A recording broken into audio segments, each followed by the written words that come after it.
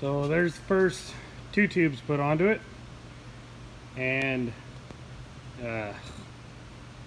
sometimes you make a dum-dum. So the bed itself is squared off of the frame.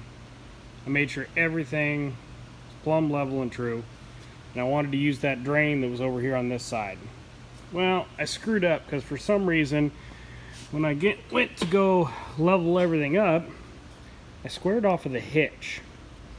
And if you look, well, that tank sure is sitting crooked. Yeah, apparently the hitch on this truck is bent. It's 3/4 of an inch out of square. So now the tank is running to the opposite corner. So now that's gonna have to get plugged off and put a drain over here. You win some, you lose some. Oh well. Now we got to get some ports going forward to go up to the hay filter, and then figure out where I'm going to add the additional port for the blowers. Basically, once those are done, the bed can come off of the truck, and then this tank and all of its pipes can get painted. I'm going to have to lift the bed up in the air and paint the bottom side of the frame, which I haven't done. Then we can throw the heat exchanger body on, paint the front cooling rails,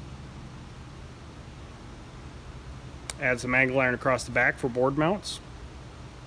Just about there. Taking a long time. A lot of hours of welding, cutting, and grinding. It'll be worth it. Let's put some pipes on that.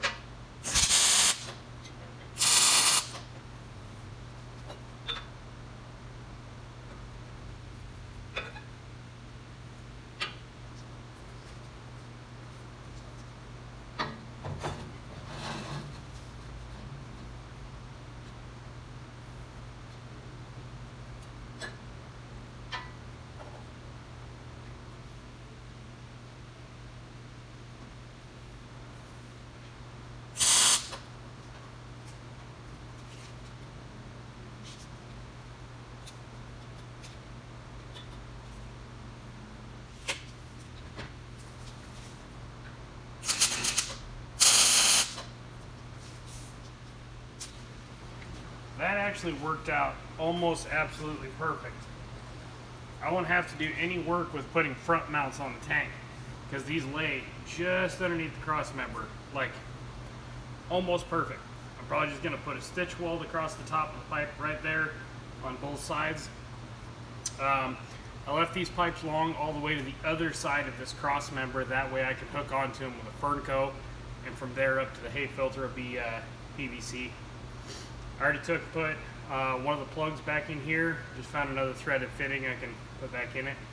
Just got to weld this one up real quick. Just plasma cut the holes out, quick and easy. Went in with a burr bit, cleaned them up.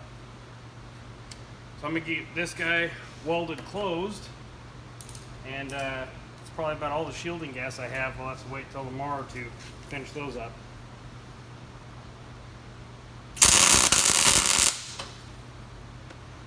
Or I might be waiting till tomorrow to do that. Alright, so there's two gas outlines from the condensate tank heading forward. Kind of a undetermined location right now, but you can see it's up in front of the cross member. I got plenty of room to get a Fernco on if I want to cut them back, even them up, whatever, make it pretty. That'll be good. Got my dump valve located. So this is set up at the same height as these.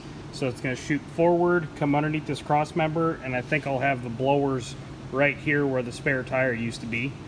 And I just got the valve sitting on there.